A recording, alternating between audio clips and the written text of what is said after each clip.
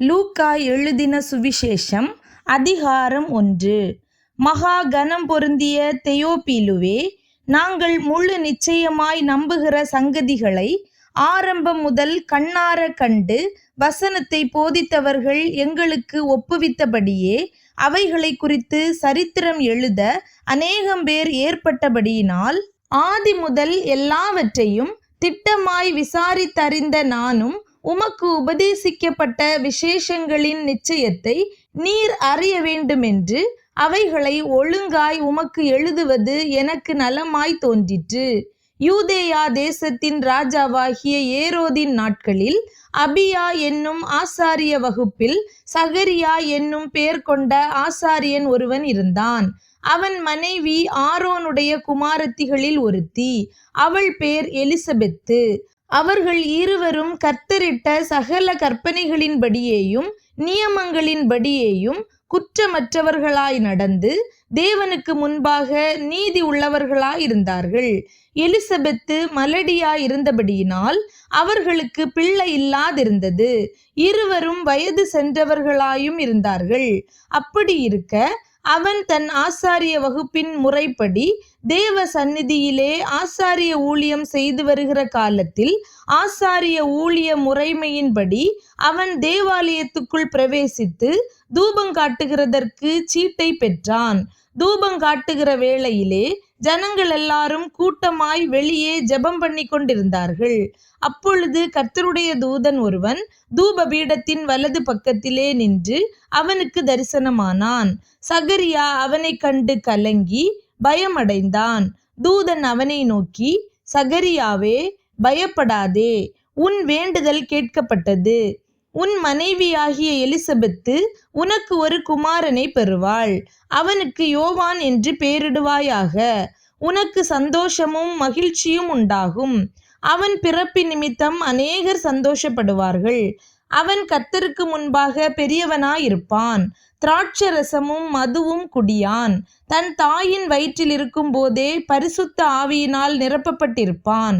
அவன் இஸ்ரவேல் சந்ததியாரில் அநேகரை அவர்கள் தேவனாகிய கர்த்தரிடத்திற்கு திருப்புவான். பிதாக்களுடைய இருதயங்களை பிள்ளைகளிடத்திற்கும் கீழ்ப்படியாதவர்களை நீதிமான்களுடைய ஞானத்திற்கும் திருப்பி உத்தமமான ஜனத்தை கர்த்தருக்கு ஆயத்தப்படுத்தும்படியாக அவன் எலியாவின் ஆவியும் பலமும் உடையவனாய் அவருக்கு முன்னே நடப்பான் என்றான். அப்பொழுது சகரியா தேவதூதனை நோக்கி, இதை நான் எதினால் அறிவேன்? நான் கிழவனாயிருக்கிறேன், என் மனைவியும் வயது சென்றவளாய் இருக்கிறாளே என்றான்.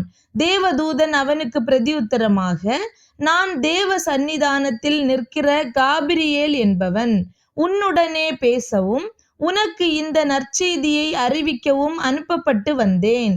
இதோ, தகுந்த காலத்திலே நிறைவேறப் போகிற என் வார்த்தைகளை நீ விசுவாசியாதபடியினால் இவைகள் சம்பவிக்கும் நாள் மட்டும் நீ பேசக்கூடாமல் ஊமையாயிருப்பாய் என்றான். ஜனங்கள் சகரியாவுக்கு காத்திருந்து அவன் தேவாலயத்தில் தாமதித்ததினால் ஆச்சரியப்பட்டார்கள். அவன் வெளியே வந்தபோது அவர்களிடத்தில் பேசக்கூடாமல் இருந்தான். அதனாலே தேவாலயத்தில் ஒரு தரிசனத்தை கண்டான் என்று அறிந்தார்கள். அவனும் அவர்களுக்கு செய்கை காட்டி ஊமையாயிருந்தான். அவனுடைய ஊழியத்தின் நாட்கள் நிறைவேறின உடனே தன் வீட்டுக்கு போனான். அந்நாட்களுக்கு பின்பு அவன் மனைவியாகிய எலிசபெத்து கர்ப்பவதியாகி, ஜனங்களுக்குள்ளே எனக்கு உண்டாயிருந்த நிந்தையை நீக்கும்படியாக கர்த்தர் இந்த நாட்களில் என்மேல் கடாட்சம் வைத்து எனக்கு இப்படி செய்தருளினார் என்று சொல்லி 5 மாதம் வெளிப்படாதிருந்தாள். 6ஆம் மாதத்திலே காபிரியேல் என்னும் தூதன் கலிலேயாவிலுள்ள நாசரேத் என்னும் ஊரில் தாவீதின் வம்சத்தானாகிய யோசேப்பு என்கிற நாமமுள்ள புருஷனுக்கு நியமிக்கப்பட்டிருந்த ஒரு கன்னிகையினிடத்திற்கு தேவனாலே அனுப்பப்பட்டான். அந்த கன்னிகையின் பேர் மரியாள். அவள் இருந்த வீட்டில் தேவதூதன் பிரவேசித்து, கிருபை பெற்றவளே, வாழ்க, கர்த்தர் உன்னுடனே இருக்கிறார். ஸ்திரீகளுக்குள்ளே நீ ஆசீர்வதிக்கப்பட்டவள் என்றான். அவளோ அவனை கண்டு அவன் வார்த்தையினால் கலங்கி இந்த வாழ்த்துதல் எப்படிப்பட்டதோ என்று சிந்தித்து கொண்டிருந்தாள். தேவதூதன் அவளை நோக்கி, மரியாளே, பயப்படாதே, நீ தேவனிடத்தில் கிருபை பெற்றாய். இதோ, நீ கர்ப்பவதியாகி ஒரு குமாரனை பெறுவாய், அவருக்கு இயேசு என்று பெயரிடுவாயாக. அவர் பெரியவராயிருப்பார், உன்னதமானவருடைய குமாரன் எனப்படுவார். கர்த்தராகிய தேவன் அவருடைய பிதாவாகிய தாவீதின் சிங்காசனத்தை அவருக்கு கொடுப்பார். அவர் யாக்கோபின் குடும்பத்தாரை என்றென்றைக்கும் அரசாளுவார், அவருடைய ராஜ்யத்துக்கு முடிவிராது என்றான். அதற்கு மரியாள் தேவதூதனை நோக்கி, இது எப்படியாகும்? புருஷனை அறியேனே என்றாள். தேவதூதன் அவளுக்கு பிரதியுத்தரமாக, பரிசுத்த ஆவி உன்மேல் வரும், உன்னதமானவருடைய பலம் உன்மேல் நிழலிடும்.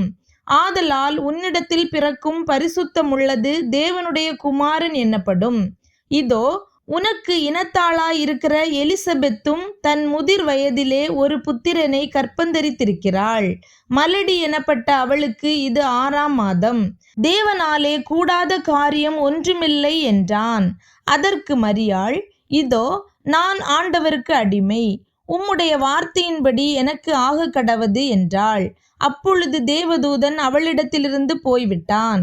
அந்நாட்களில் மரியாள் எழுந்து மலை நாட்டிலே யூதாவிலுள்ள ஒரு பட்டணத்திற்கு தீவிரமாய் போய் சகரியாவின் வீட்டுக்குள் பிரவேசித்து எலிசபெத்தை வாழ்த்தினாள். எலிசபெத்து மரியாளுடைய வாழ்த்துதலை கேட்டபொழுது அவளுடைய வயிற்றில் இருந்த பிள்ளை துள்ளிற்று. எலிசபெத்து பரிசுத்த ஆவியினால் நிரப்பப்பட்டு உரத்த சத்தமாய், ஸ்திரீகளுக்குள்ளே நீ ஆசீர்வதிக்கப்பட்டவள், உன் கற்பத்தின் கனியும் ஆசீர்வதிக்கப்பட்டது. என் ஆண்டவருடைய தாயார் என்னிடத்தில் வந்தது எனக்கு எதினால் கிடைத்தது? இதோ, நீ வாழ்த்தின சத்தம் என் காதில் விழுந்தவுடனே என் வயிற்றிலுள்ள பிள்ளை களிப்பாய் துள்ளிற்று. விசுவாசித்தவளே பாக்கியவதி, கர்த்தராலே அவளுக்கு சொல்லப்பட்டவைகள் நிறைவேறும் என்றாள். அப்பொழுது மரியாள், என் ஆத்துமா கர்த்தரை மகிமைப்படுத்துகிறது, என் ஆவி என் இரட்சகராகிய தேவனில் களி கூறுகிறது. அவர் தம்முடைய அடிமையின் தாழ்மையை நோக்கி பார்த்தார். இதோ, இது முதல் எல்லா சந்ததிகளும் என்னை பாக்கியவதி என்பார்கள். வல்லமை உடையவர் மகிமையானவைகளை எனக்கு செய்தார். அவருடைய நாமம் பரிசுத்தமுள்ளது.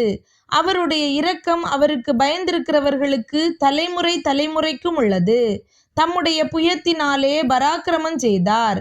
இருதய சிந்தையில் அகந்தை உள்ளவர்களை சிதறடித்தார். பலவான்களை ஆசனங்களிலிருந்து தள்ளி தாழ்மையானவர்களை உயர்த்தினார். பசி உள்ளவர்களை நன்மைகளினால் நிரப்பி ஐஸ்வர்யம் உள்ளவர்களை வெறுமையாய் அனுப்பிவிட்டார். நம்முடைய பிதாக்களுக்கு அவர் சொன்னபடியே ஆபிரகாமுக்கும் அவன் சந்ததிக்கும் என்றென்றைக்கும் இரக்கம் செய்ய நினைத்து தம்முடைய தாசனாகிய இஸ்ரவேலை ஆதரித்தார் என்றாள். மரியாள் ஏறக்குறைய 3 மாதம் அவளுடனே இருந்து தன் வீட்டுக்கு திரும்பி போனாள். எலிசபெத்துக்கு பிரசவ காலம் நிறைவேறின போது அவள் ஒரு புத்திரனை பெற்றாள். கர்த்தர் அவளிடத்தில் தம்முடைய இரக்கத்தை விளங்க பண்ணினார் என்று அவளுடைய அயலகத்தாரும் பந்து ஜனங்களும் கேள்விப்பட்டு அவளுடனே கூட சந்தோஷப்பட்டார்கள். 8ஆம் நாளிலே பிள்ளைக்கு விருத்த சேதனம் பண்ணும்படிக்கு அவர்கள் வந்து அதன் தகப்பனுடைய நாமத்தின்படி அதற்கு சகரியா என்று பெயரிட போனார்கள். அப்பொழுது அதன் தாய், அப்படியல்ல, அதற்கு யோவான் என்று பெயரிட வேண்டும் என்றாள். அதற்கு அவர்கள், உன் உறவின் முறையாரில் இந்த பெயருள்ளவன் ஒருவனும் இல்லையே என்று சொல்லி அதன் தகப்பனை நோக்கி, இதற்கு என்ன பெயரிட மனதாயிருக்கிறீர் என்று சைகையினால் கேட்டார்கள். அவன் எழுத்து பலகையை கேட்டு வாங்கி இவன் பேர் யோவான் என்று எழுதினான். எல்லாரும் ஆச்சரியப்பட்டார்கள். உடனே அவனுடைய வாய் திறக்கப்பட்டு அவனுடைய நாவும் கட்டவிழ்க்கப்பட்டு தேவனை ஸ்தோத்திரித்து பேசினான். அதனால் அவர்களை சுற்றி வாசமாயிருந்த யாவருக்கும் பயம் உண்டாயிற்று. மேலும் யூதேயாவின் மலை நாடெங்கும் இந்த வர்த்தமானங்களெல்லாம் சொல்லிக் கொள்ளப்பட்டது. அவைகளை கேள்விப்பட்டவர்கள் எல்லாரும் தங்கள் மனதிலே அவைகளை வைத்து கொண்டு, இந்த பிள்ளை எப்படிப்பட்டதா இருக்குமோ என்றார்கள். கர்த்தருடைய கரம் அந்த பிள்ளையோடே இருந்தது.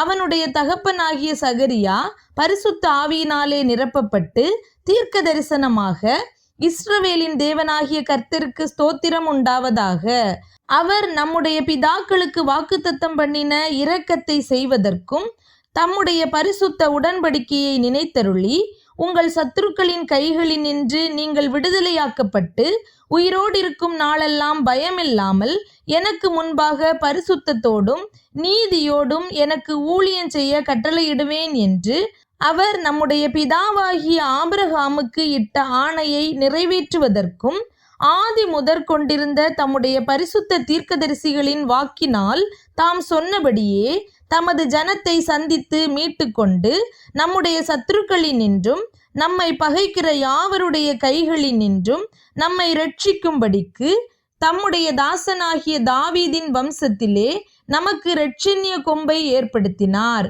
நீயோ பாலகனே, உன்னதமானவருடைய தீர்க்கதரிசி என்னப்படுவாய். நீ கர்த்தருக்கு வழிகளை ஆயத்தம் பண்ணவும் நமது தேவனுடைய உருக்கமான இரக்கத்தினாலே அவருடைய ஜனத்துக்கு பாவ மன்னிப்பாகிய இரட்சிப்பை தெரியப்படுத்தவும் அவருக்கு முன்னாக நடந்து போவாய்.